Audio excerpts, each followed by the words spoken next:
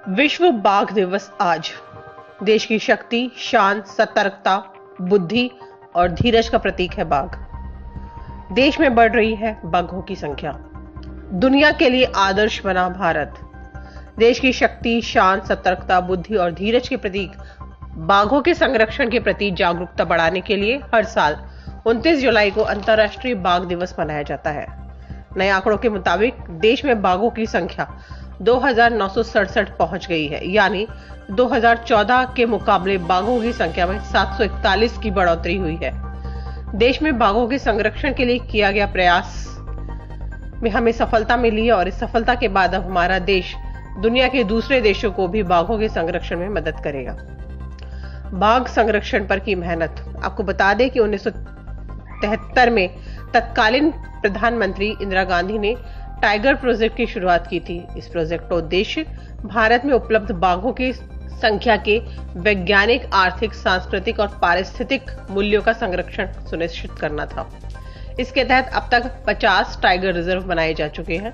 भारत में बाघों की बढ़ती संख्या इस बात का संकेत है कि पिछले कुछ सालों में भारत ने अन्य देशों की तुलना में इसके संरक्षण पर काफी मेहनत की है। 13 देशों की मदद करेगा भारत।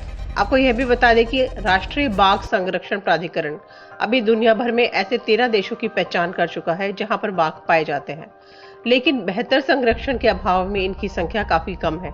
ऐसे में अब वह इन सभी देशों को बाघों के संरक्षण को लेकर बेहतर तकनीक और योजना उपलब्ध करवाएगा।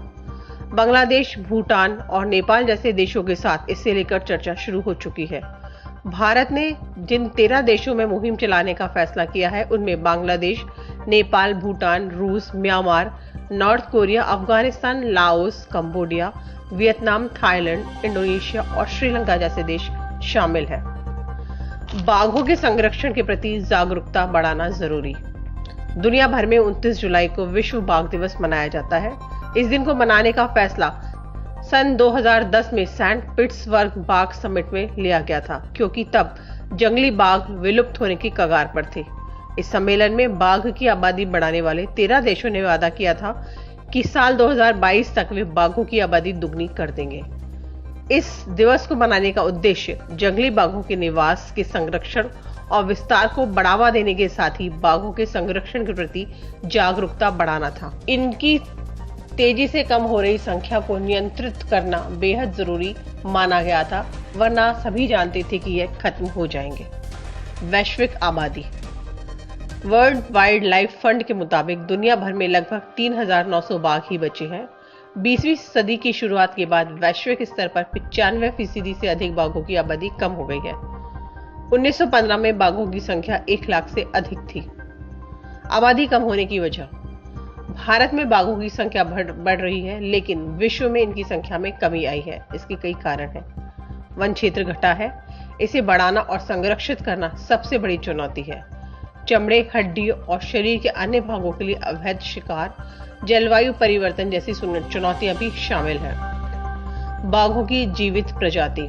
Siberian tiger, Bengal tiger, Indo Chinese tiger, Malayan tiger, Sumatran tiger. विलुप्त हो चुकी प्रजातियां।